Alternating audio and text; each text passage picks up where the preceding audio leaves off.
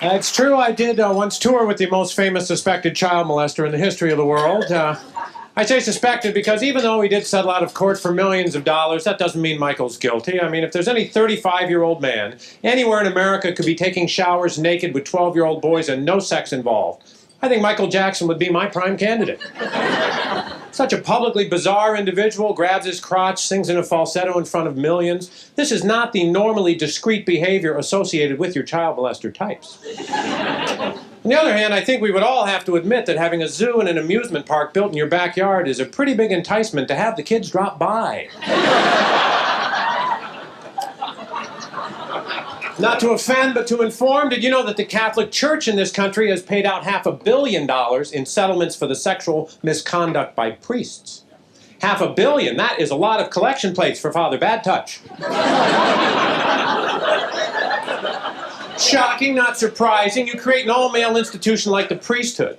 Base it on a vow of celibacy. Make their main responsibility to sit in a darkened box and listen to everyone confess. If they get excited, they're supposed to pray to a virgin. Something's going to snap.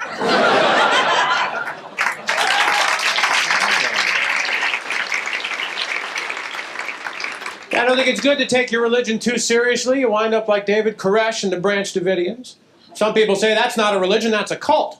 Where do you draw the line? Nobody really knows. I think it's probably safe to say it should be somewhere before 1 million rounds of ammunition.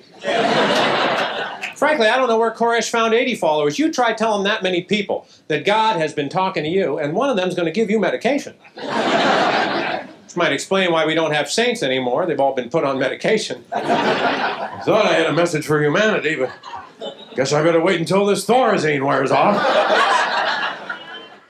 Hey, I thought I was having a religious experience. Once I've been driving for 22 hours. I'm somewhere in the middle of New Mexico. When the sun comes up and my AM radio starts broadcasting what I later realized was an Easter service in the native Navajo language.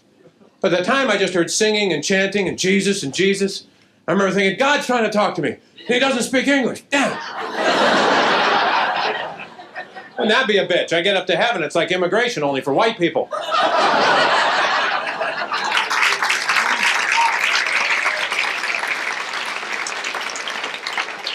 My wife's from another country. She's from Brazil. I asked her what she thought the United States should do about immigration. She said, close the doors. I'm already in. I was proud to see she had captured the American spirit in her short stay here. Couldn't let it pass, so I said, honey, how can you of all people say that? She said, Chris, how can I learn English with all these damn foreigners around? We live out in Los Angeles, 1990s in LA, pretty much the countdown to the apocalypse. 10, 9, 8, 7, drought, flood, riot, wildfire, earthquake, mudslide, liftoff.